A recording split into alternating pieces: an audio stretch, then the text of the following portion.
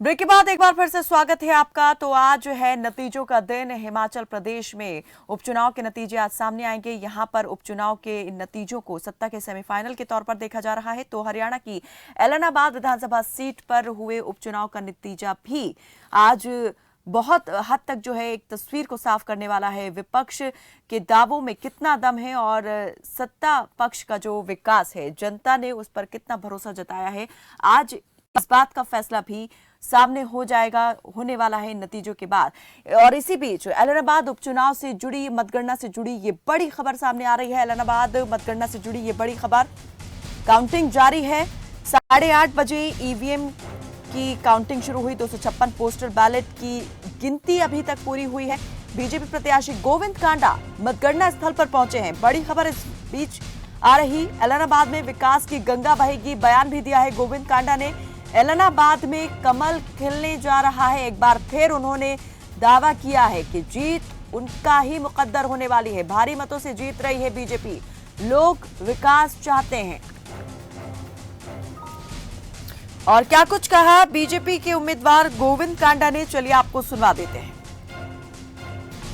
मैं अभी पहुंचा हूं और बहुत बड़ा कमल खिलने जा रहा है। एलनाबाद में लोग विकास के साथ है, माननीय मुख्यमंत्री के साथ है, भाजपा सरकार के साथ है और आज एलनाबाद विकास की ओर बढ़ने जा रहा है और विकास की गंगा बहेगी अब एलनाबाद में। बीजेपी कभी जीतती नहीं है, क्या लग रहा है? आज बड़े बहुत भारी वोटों से जीत रही है आज बीजेपी। बहुत बड़ा कमल खिलने जा रहा है।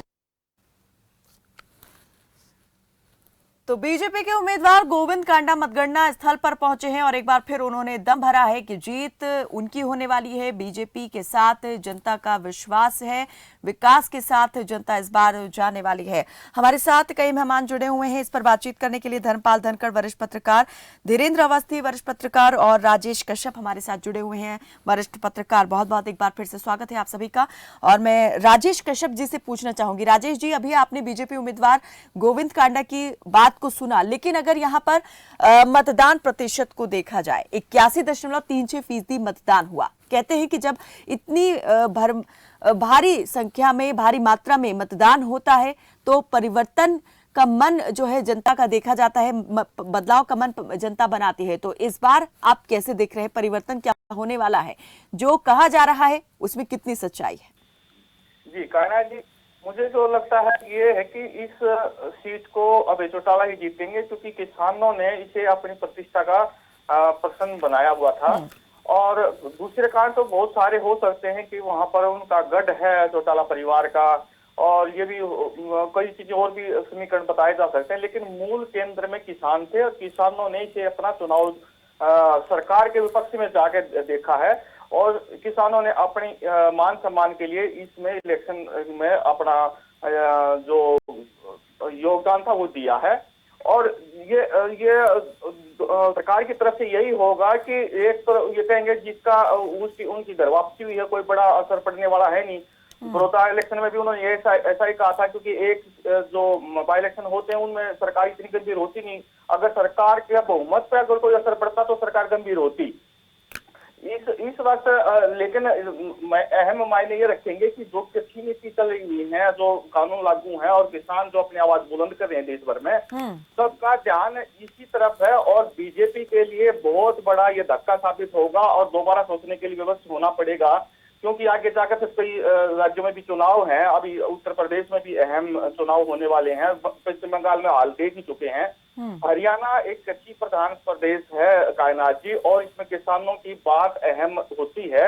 और किसान जब अपने दिल से मान के साथ, सम्मान के साथ कोई चीज जोड़ लेते हैं तो वो चीजें उन्हीं के फेवर में जाती हैं। इस वक्त किसी न किसी रूप में, चाहे उनको इनेलो पसंद हो या ना हो, चाहे अभय चौटाला पसंद हो या ना हो, लेकिन उन्होंने सरकार के अगेंस्ट जाना है। और क्योंकि उन्होंने एक एहसान मान लिया था कि अगर उन्होंने किसानों के मुद्दे पर वो चुनाव वो दिया है, सीट से इस्तीफा दिया है जी, जिताना बहुत जरूरी है। तो ये जरूर नजर आएगा।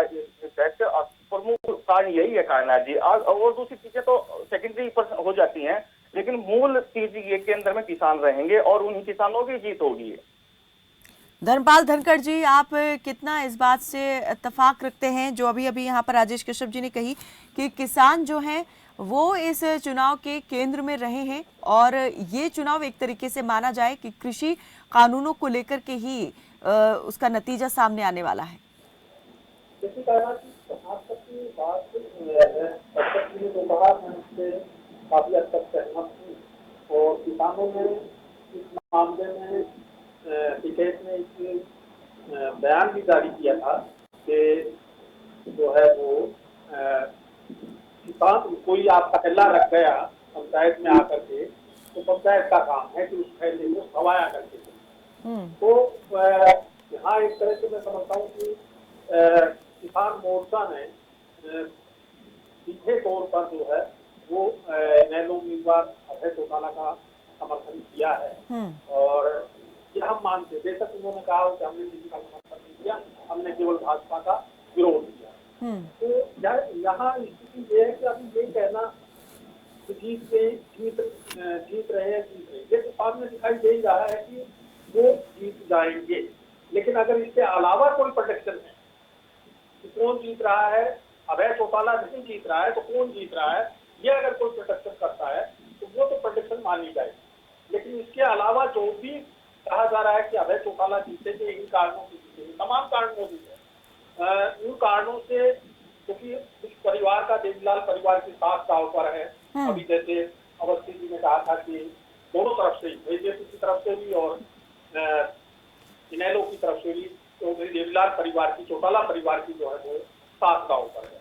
जबकि अगर ये सीधा इलेक्शन होता जो कि नहीं हुआ है, भारतीय जनता पार्टी ने भी बड़ा अच्छा दाव खेला है कि भाई जो है वो खुद अपना उम्मीदवार चुनाव मैदान में उतार करके ये दिखाने की कोशिश की है कि देखिए कि यहाँ जो है हमने भाई भाई को लड़ने से बचा दिया, हमने भाई भाई को नहीं लड़वाया है, देवीलाल परिवार को भी सीधी टक्कर नहीं होने दी है।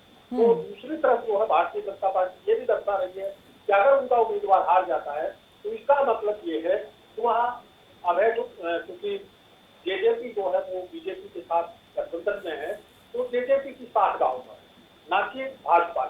तो भारतीय जनता पार्टी ने बड़ा सेफ गेम खेला है। दूसरी तरफ उन्होंने गोविंद कांडा को चुनाव मैदान में उतार करके ये भी कोशिश की है कि चुनाव को इंटरेस्टिंग बना दिया जाए और चुनाव को एक नई दिशा दे दी जाए, जात पहचान या इस तरह का एक रुझान देने की कोशिश की है तो हरियाणा में पिछले कुछ समय से जारी। तो एक तरह से जहां भारतीय जनता पार्टी ने अपना दाव पूरी तरह से खेला है, बीजेपी जो है वो ये मान के चल रही थी कि वो परिवार के सदस्यों के साथ सीधे टक्कर नहीं देना चाहती थी इस तरह से और इस टक्कर से बचना चाहती थी कि देवीलाल परिवार के ही लोगों के बीच टक्कर ना हो। बेशक चुनाव प्रचार के लिए जाना अलग बात है अपनी अपनी पार्टी के समर्थन में, वो अलग चीज है, लेकिन परिवार के सदस्यों की सीधी टक्कर यहाँ नहीं हुई है, इससे बचा गया है। और ये बड़ा इंटरेस्टिंग पहलू जो है वो अवस्थी जी ने जैसे कि पहले बताया था बड़ा अच्छा रहा है। और अभी जो चुनाव की बात जहाँ तक है एक तरह से जैसे कि वो ये है कि इस चुनाव में ये भी फैसला सही है कि भाई किसान कानूनों के समर्थन में जाता है चुनाव परिणाम या किसान कानूनों के खिलाफ। अगर भारतीय जनता पार्टी जीत जाती है तो निश्चित तौर पर भारतीय जनता पार्टी ये बात कहेगी कि जो है ये किसान कृषि कानून जो है वो सही है और लोग इनके समर्थन में है, हरियाणा की जनता इनके समर्थन में है। लेकिन अगर भारतीय जनता पार्टी हार जाती है तो ये स्वीकार नहीं करेगी, ये किसान कृषि कानूनों के खिलाफ जनादेश। एक जो मत प्रतिशत है वो भी काफी उत्सुकता और दिलचस्पी जो है वो बढ़ा रहा है इस चुनाव परिणाम को देखते हुए। आपने कई इस तरह के चुनाव जो हैं देखे होंगे, काफी अनुभव जो है वो आपका रहा है इस तरह से।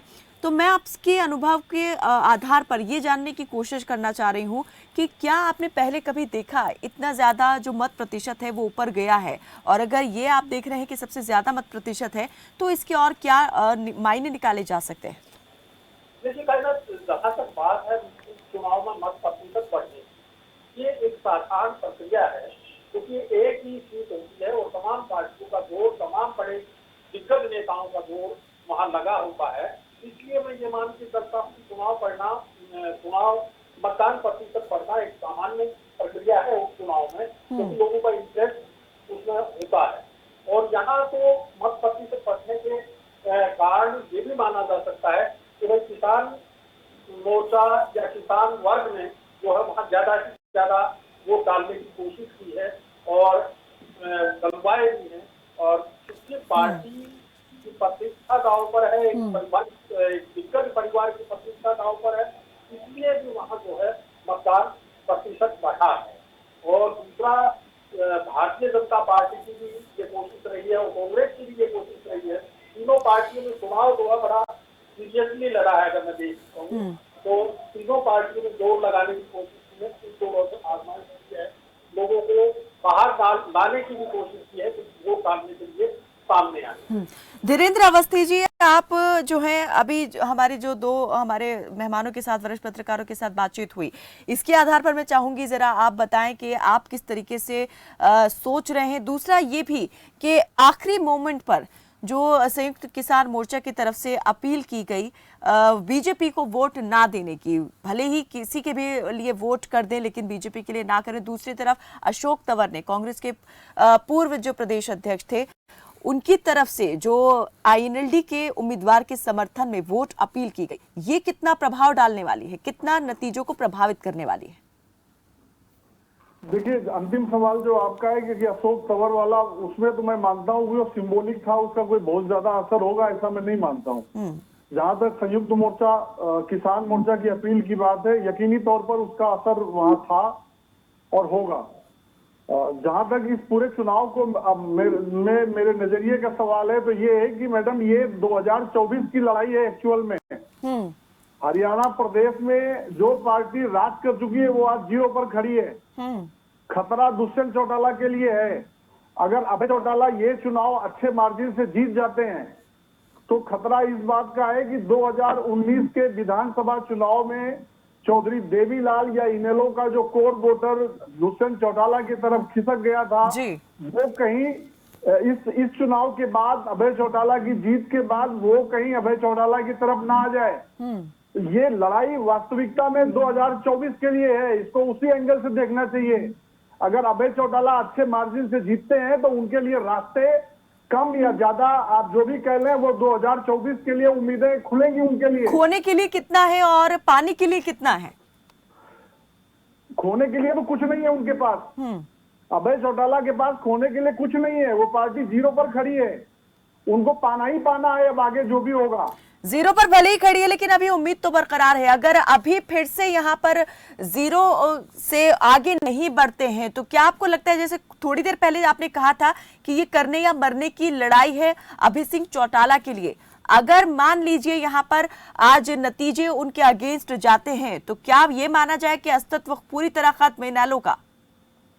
नहीं, मैं ऐसा नहीं मानता हूँ। इसकी बिल्कुल उम्मीद नहीं है कि अभय चौटाला चुनाव हार रहे हैं। मैं कल इनेलो के ऑफिस में भी गया था यहाँ चंडीगढ़ में, तो वहाँ लड्डू बांटने की पूरी तैयारियां हो चुकी हैं। चीफ मिनिस्टर से भी कल सवाल किया। चलिए, तो आपको ये लगता है कि अभी जो है अपनी जीत को लेकर पूरी तरह से आश्वस्त हैं आईएनएलडी के उम्मीदवार अभय सिंह चौटाला, और खतरे की घंटी जो है आपका कहना है कि जेजेपी और दुष्यंत चौटाला के लिए जरूर सुनाई दे रही है कि अगर भारी मार्जिन से अभय चौटाला ये चुनाव जीतते हैं तो कहीं ना कहीं जेजेपी के लिए ये खतरे की घंटी साबित हो सकता है। बहुत बहुत शुक्रिया आप सभी मेहमानों का हमारे साथ इस बातचीत में, इस चर्चा में जुड़ने के लिए। तो ऐलानाबाद उपचुनाव के नतीजे जो हैं वो किस तरह से रहने वाले हैं, क्या रहने वाले हैं, किस उम्मीदवार को जनता जो है अपने पलकों पर बैठाने वाली है और किस पार्टी की नीतियों को सराहने वाली है, इसका फैसला आपसे कुछ ही घंटों में हो जाएगा। लेकिन उस फैसले के आने से पहले वो सभी बातें जरूर यहाँ पर मायने रखती हैं जो इस जीत के पीछे की वजह बनने वाली है। चर्चा जारी रहेगी, लगातार बने रहे हमारे साथ, देखते रहे खबर फास्ट। आप देख रहे हैं खबर फास्ट, तेज खबर, पैनी नजर।